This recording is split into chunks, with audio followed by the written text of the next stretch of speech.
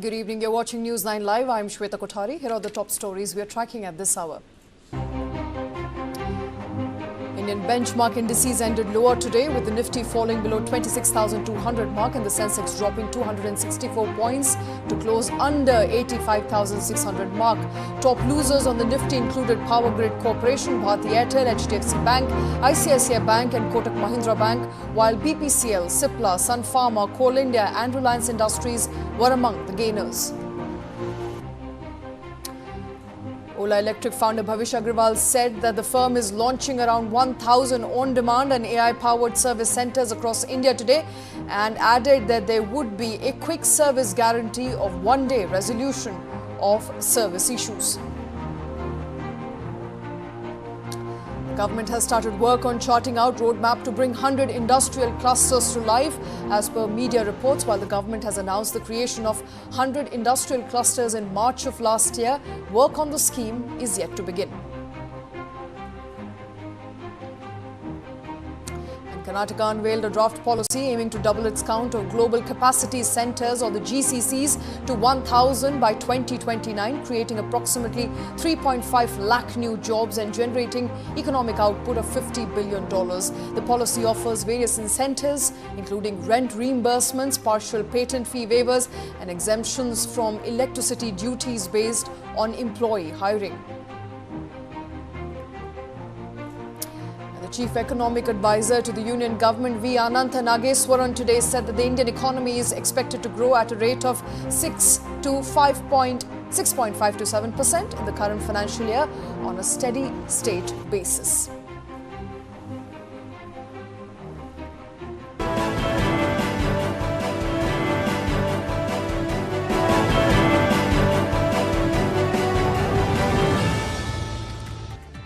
You're watching In Your Interest and I am Shweta Kothari.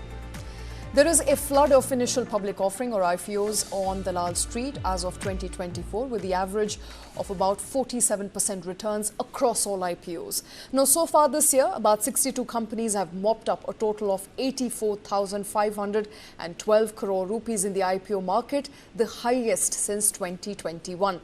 The IPO season in 2024 has also broken an 11-year record, with fresh issues surpassing offer for sale.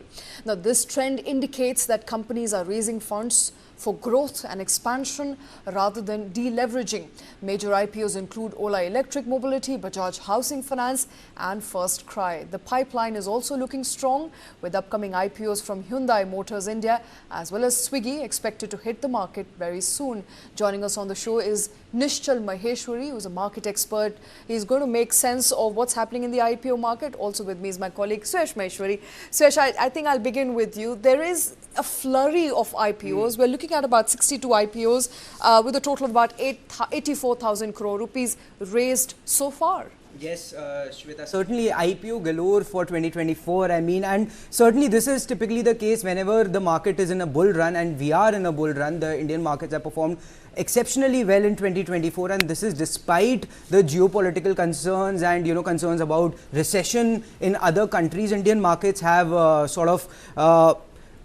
moved beyond that and performed and given tremendous returns for investors. And looking at the IPOs this year, 62 listings so far, 85,000 crore rupees have been raised, and which again, as you pointed out, is the highest since 2021. And we have another 3 or 4 big IPOs coming in the next 3 months. Hyundai is coming out with an IPO, Swiggy is coming out with an IPO, Hero MotoCorp backed Ather is coming out with an IPO, NTPC Green is also looking to list that, and the 4 companies together could raise around 40,000 crore rupees. So 1,21,000 to 1,25,000 crore rupees the primary market will be able to raise in 2024 alone. And that said, Shweta, I think the quality of companies that are going for listing has also improved substantially. Absolutely. And typically in the case of a startup, earlier what we saw in 21 and 22 was that the companies that were coming to the primary markets, they did not really have a concrete plan towards our path to profitability. But the companies or the startups that are coming out now, at least if they have not already turned profitable, they have a clear-cut path to profitability. But there are 2 concerns that I think that investors need to be cautious of. That one, that about 50 to 55% of the retail investors, they exit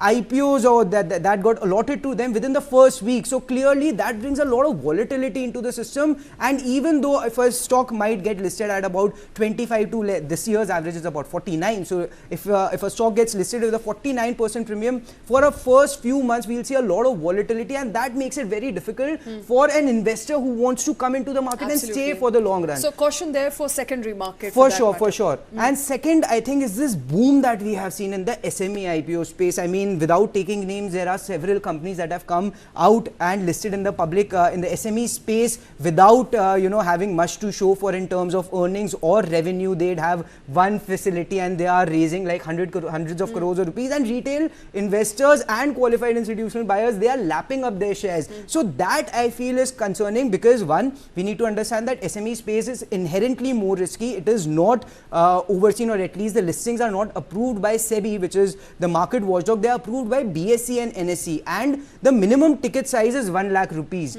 So I think as far as the SME, this boom we have seen, retail investors need to be cautious about that, because we don't really understand the quality of the company and they are not going through the checks and balances that SEBI makes them go through. All right. Thank you for setting the ball rolling, Suyash. But let me take this question to Nishchal right now. Nishchal, I think there is a concern here, especially with SME IPOs. Would you agree with what my colleague has to say? Suyash is pointing out, of course, that some of these companies are very minuscule. They don't have a path to profitability. Some of them have just one facility, not much to show for. Evening, Shweta. Yeah, I agree with him basically, but the only difference remains to be, I think that's why they are SMEs, and they are raising, I think, not more than 25-30 crores. And this is very clearly a sort of a VC kind of a market out there.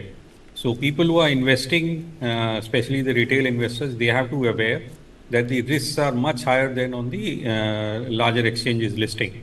Because there the issues are vetted by SEBI, and there are very, very strong merchant bankers who also do their own due diligence.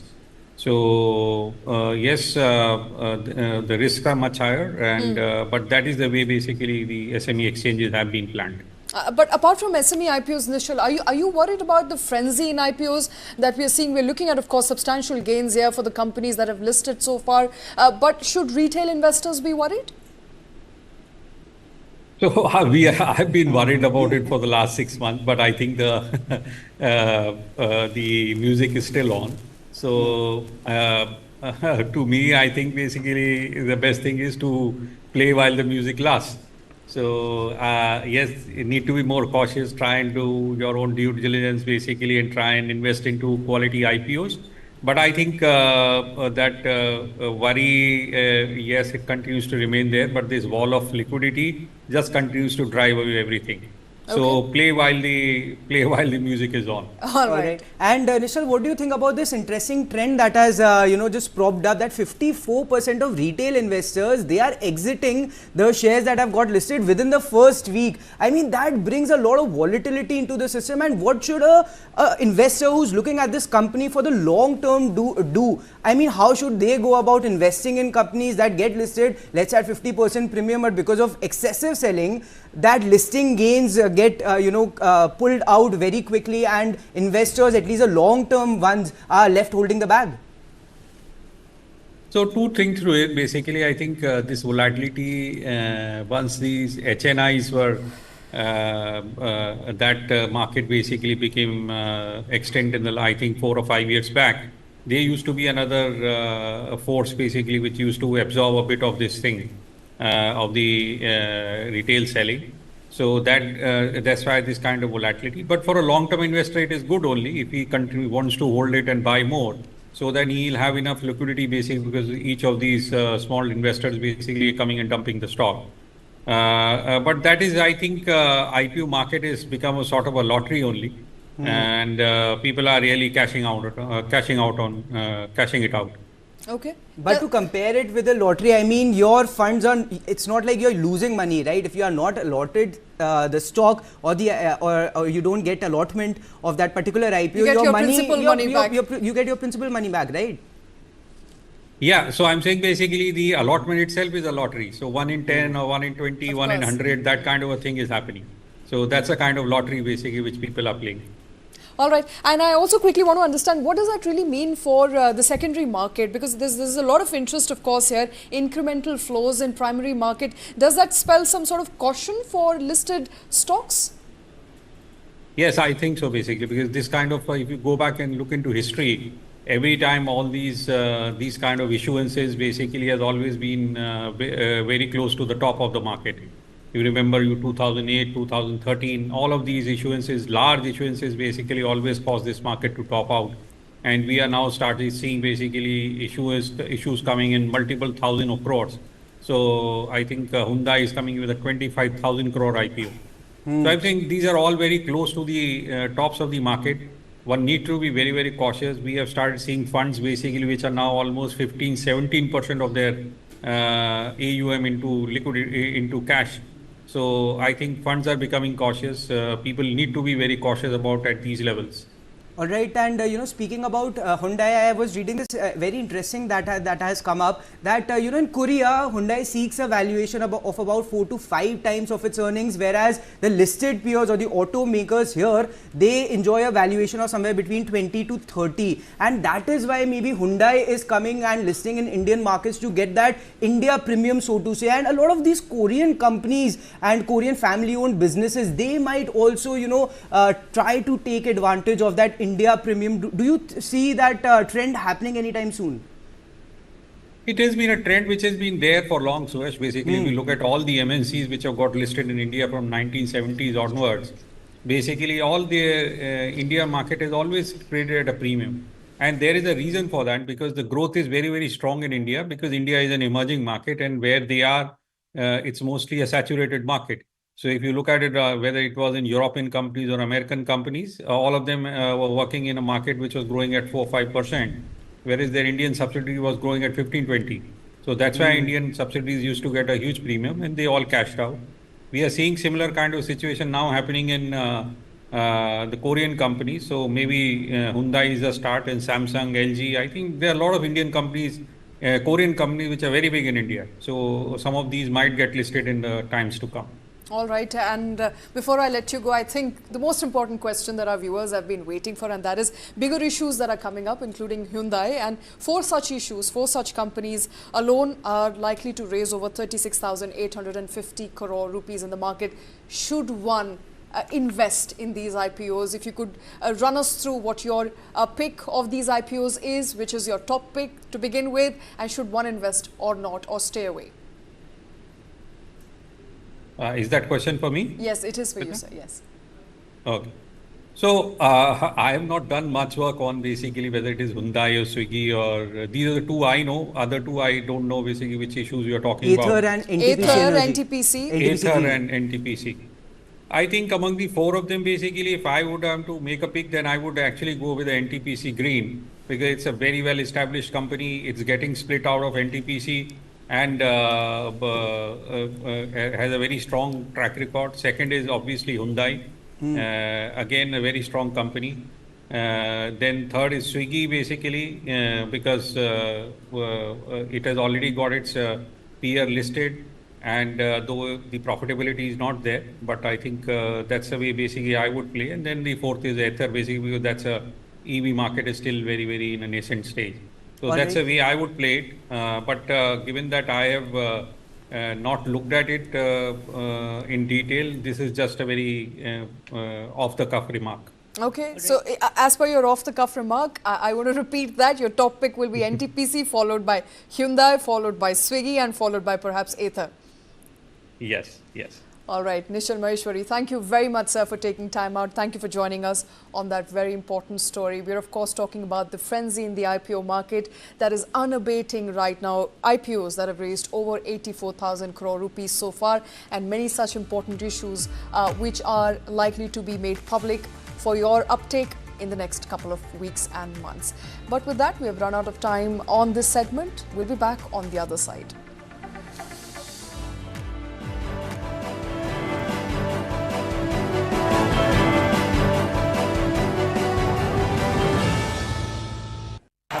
Lived up to their pre-tournament billing, delivering a series of less than convincing performances.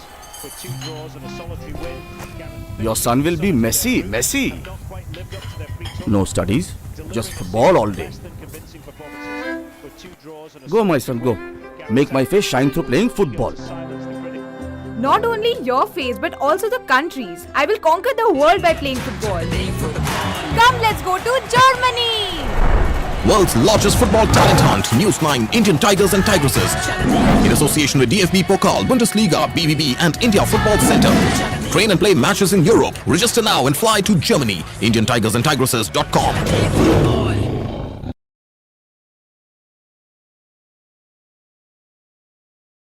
Hey, careful, huh? My daddy got it from abroad. Hey, disaster! How will you pay for the loss now? In stock market, you should take risk as per your capacity and knowledge. Trade in options very carefully. Wow, Dikra! Absolutely perfect. Take risk with full understanding. Invest kar. This is News 9 Live, India's only digital exclusive live stream. For the early adopters, bringing you the news 24/7. For the smart audiences on the smartest TVs. News 9 Live. Stream now on your smart TVs.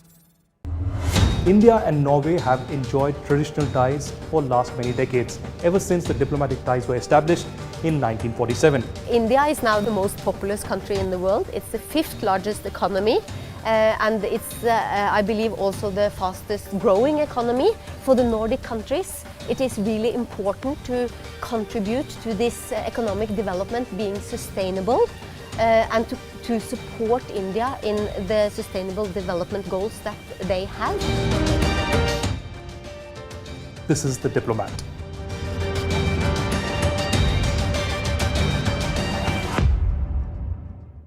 PM Modi is the first ever Indian Prime Minister to visit Ukraine. His visit comes 2 years after around 17,000 Indian students were safely evacuated amidst the Russia-Ukraine war under his leadership. Watch Airlift, the story of how the evacuations unfolded, only on the News 9 Plus app. This and more. Streaming on News 9 Plus. News is now content. Subscribe and get free vouchers.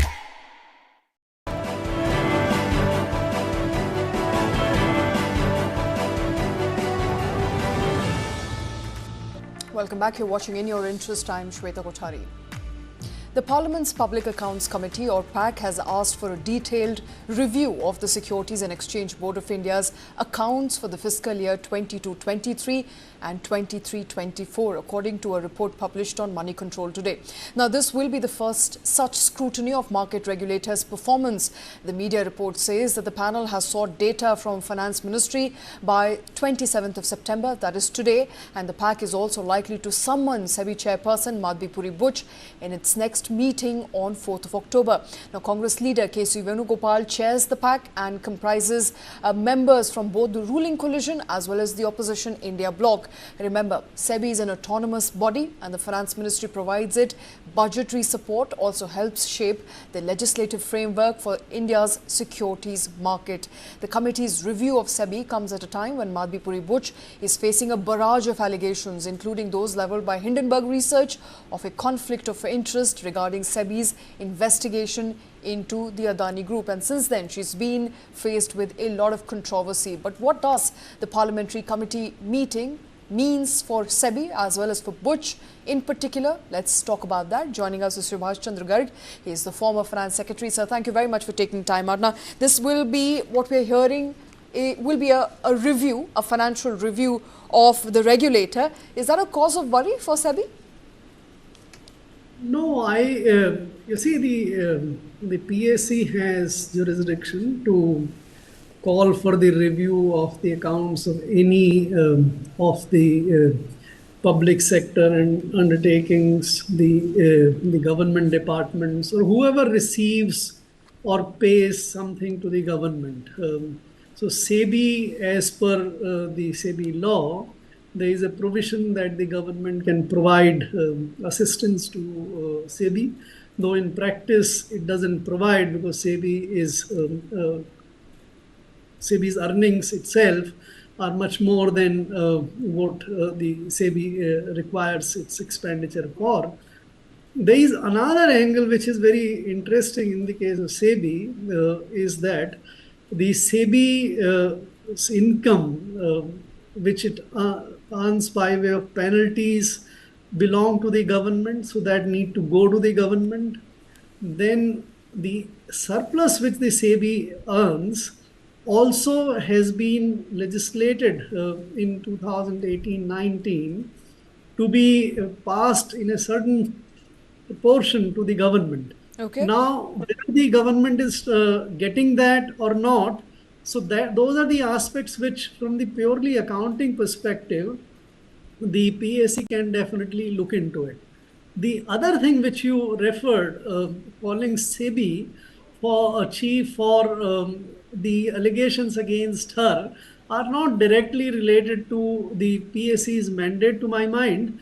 But whenever such a scrutiny happens with the accounts, no one prevents the members from raising the questions which Absolutely. are related. So, why I'm asking Mr. Chandra is because the timing is a suspect, sir. And this has come at a time when questions are, of course, being raised on SEBI chair, her advisory firm, her consultancy firm, and where she's mentioned categorically that wherever there was a conflict of interest with a client, which was a client of her husband's advisory firm, because she had relinquished her duties and she had relinquished her share of the advisory firm, she excused herself from sitting in those meetings and from adjudicating on those matters. So essentially there could be questions raised as to the questions that are being raised otherwise of Madhabi Puri Buch.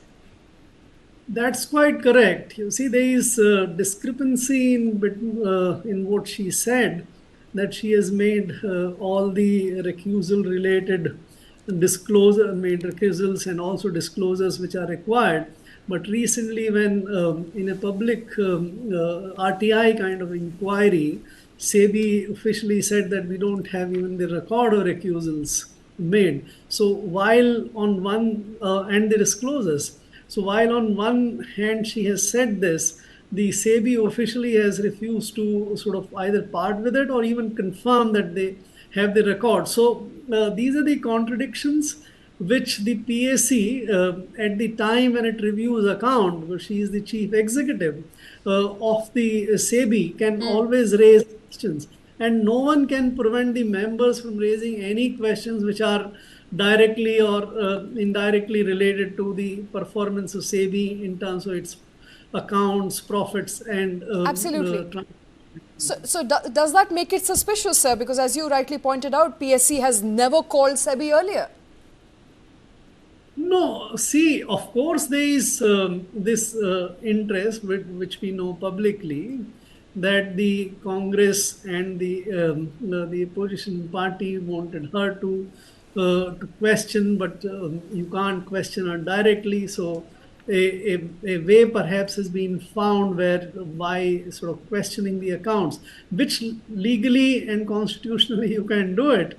So by that means so whether suspicion, of course people are trying, the opposition is trying to use whatever leeway or loophole or the foothold it has in questioning her or or raising sort of questions to her. I think they're trying to use it. It's not illegal, so you can't do this. All right, and I want to bring our audience's attention to what the PAC or the PAC has requested. It has requested documents including SEBI's receipts and payments, its a CAG audit report, the regulator's internal audit committee observations. What do you think the PAC is trying to achieve here?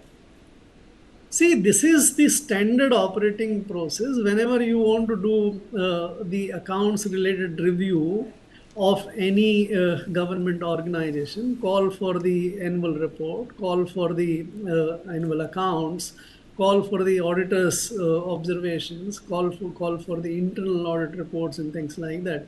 So there is nothing wrong. I think what has been asked is what is a legitimate function of the PAC, and that's why the finance ministry will provide it.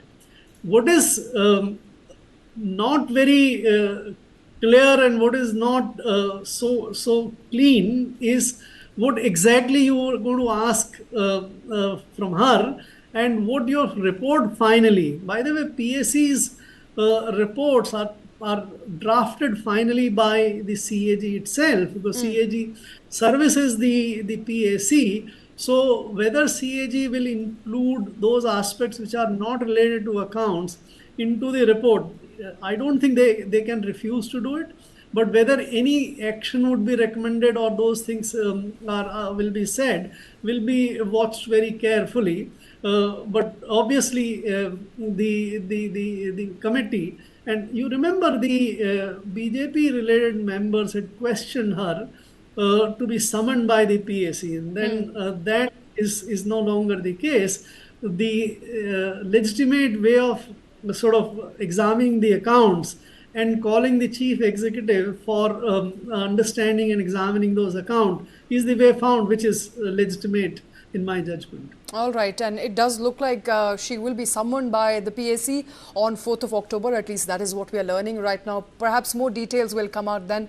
Subhash Chandra Garg, always a pleasure, sir. Thank you very much for taking time out. Thank you very much, Shweta. Thank you. Bye.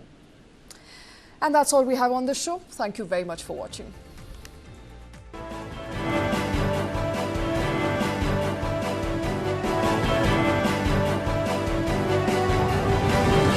Give it to me, pass. We'll put new glasses in the windows and they keep breaking it. This is the fourth time. You are playing football throughout the day. Will you win the world by playing football? Yes, uncle. I will now conquer the world by playing football. Let's go to Germany. World's largest football talent hunt, News 9 Indian Tigers and Tigresses. In association with DFB Pokal, Bundesliga, BVB and India Football Center. Train and play matches in Europe. Register now and fly to Germany. IndianTigersandTigresses.com.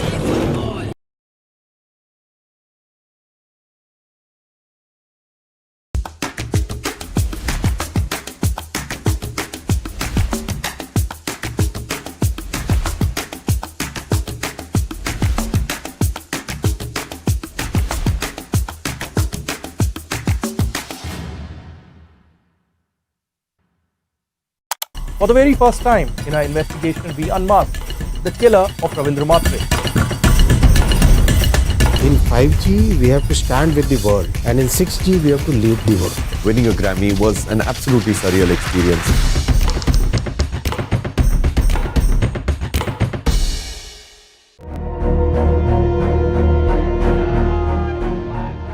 And Muktiwani Yoda, who was aide to Sheikh Mujib, came to my show.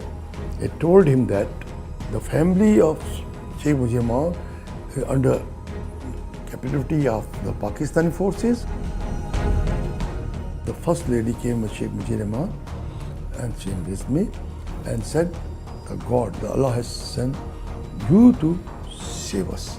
Modi ji and the Hasina, during talk, she brought out this point again, that Major Ashok Tara of Indian Army saved me, my mother, my sister, my brother. We got independence on 17th December because of Ashok Tara. This and more. Streaming on News 9 Plus. News is now content. Subscribe and get free vouchers. This is News 9 Live, India's only digital exclusive live stream. For the early adopters, bringing you the news 24/7. For the smart audiences on the smartest TVs. News 9 Live. Stream now on your smart TVs. In the heart of New York, an Indian spectacle unfolds. Step into the world of the elite saga. Featuring influential Indians who've rocked the globe. From culinary geniuses, this has been nothing less than a dream, to the wisdom of sages. And which is why success can never be spelt without you. Discover the stories behind the stars. Experience the magic behind the scenes.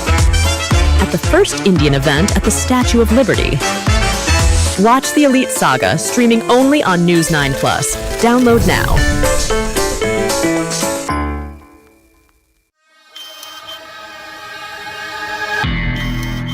someone suddenly, unexpectedly hugged me from the behind. Even he kissed me forcefully. They had a overconfidence that these ladies will never come in front of the public and tell they were abused. The villains in Malayalam film industry. When that Hema committee so many girls came forward.